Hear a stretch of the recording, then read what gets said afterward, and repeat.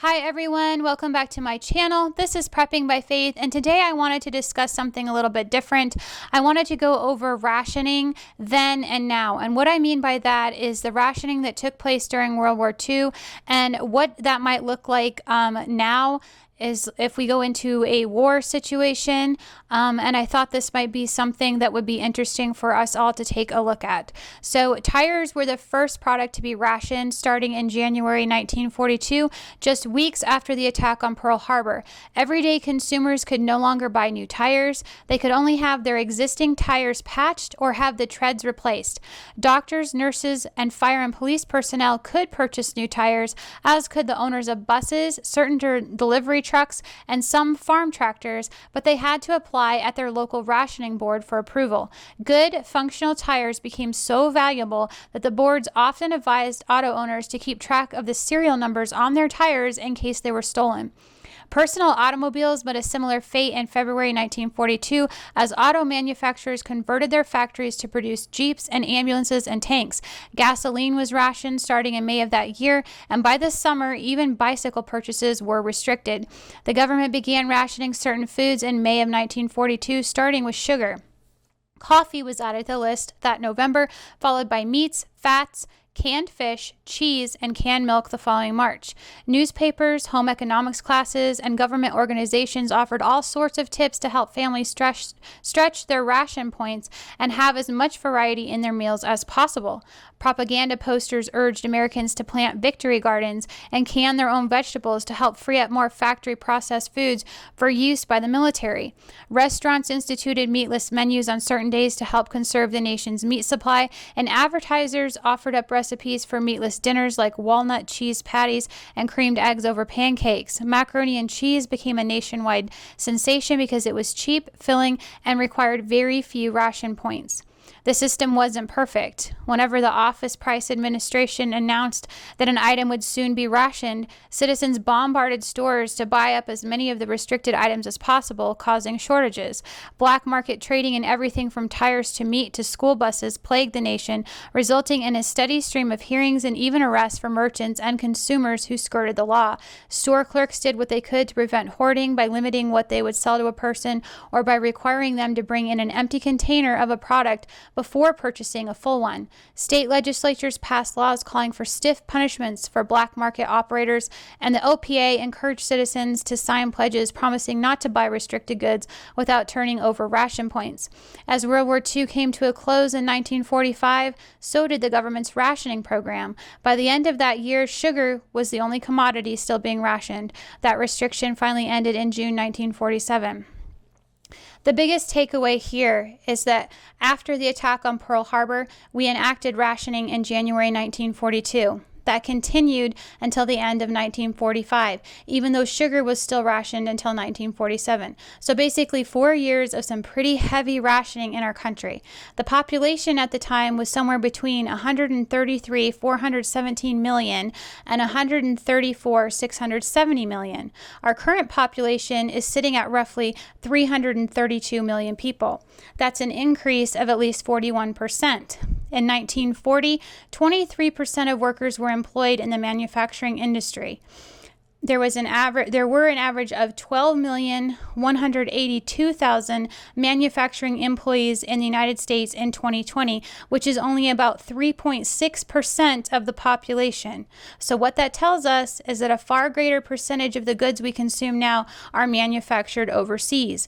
We need to think about the fact that if rationing was as tight as it was during World War II, and we actually had a decent percentage of operating factories that could churn out the products we were used to, what do you think that would look like this time without those factories? Let's take a look at pharmaceuticals. Penicillin was actually manufactured to a large scale by 1943.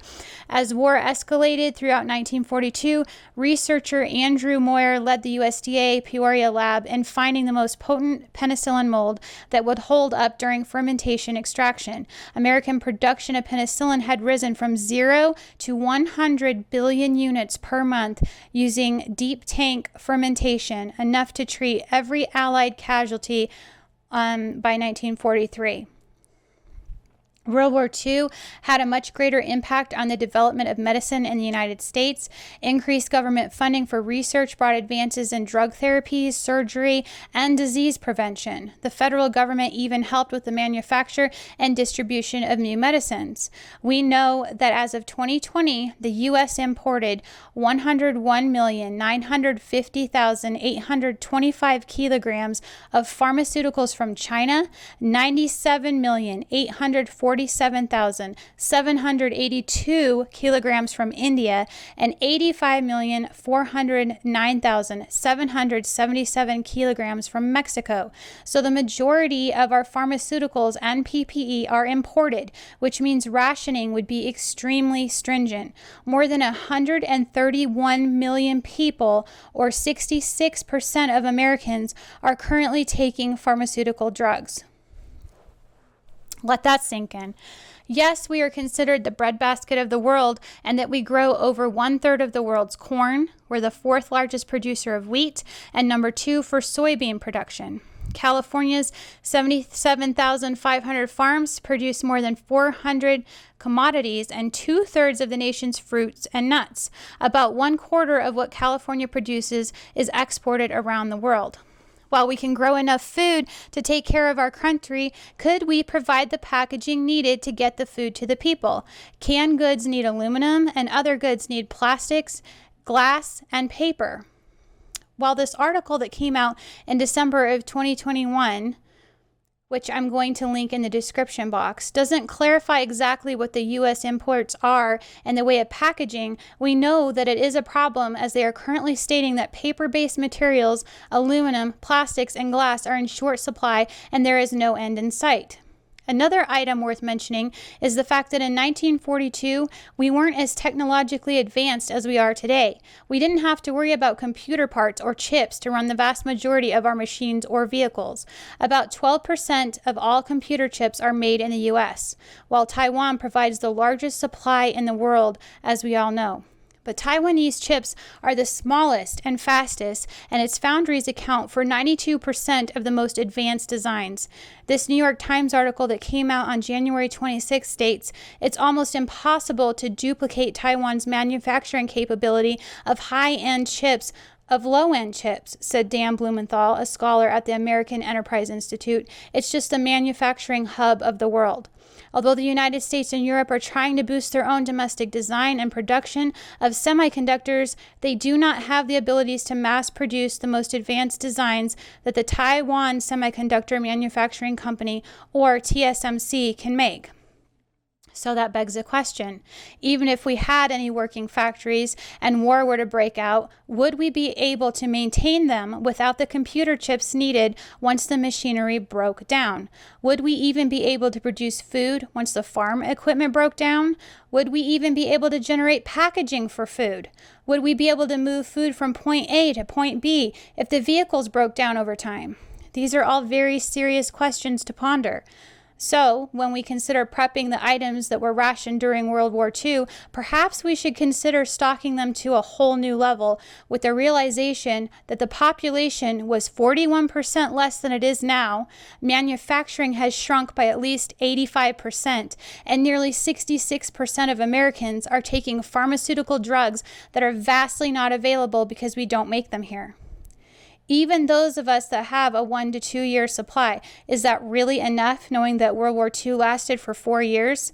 The biggest takeaway here is that learning to grow food isn't something we can put off any longer. It is literally going to be the only way to save ourselves if we enter a global conflict. If you've learned something from this video today, please like, share, and subscribe to my channel. God bless.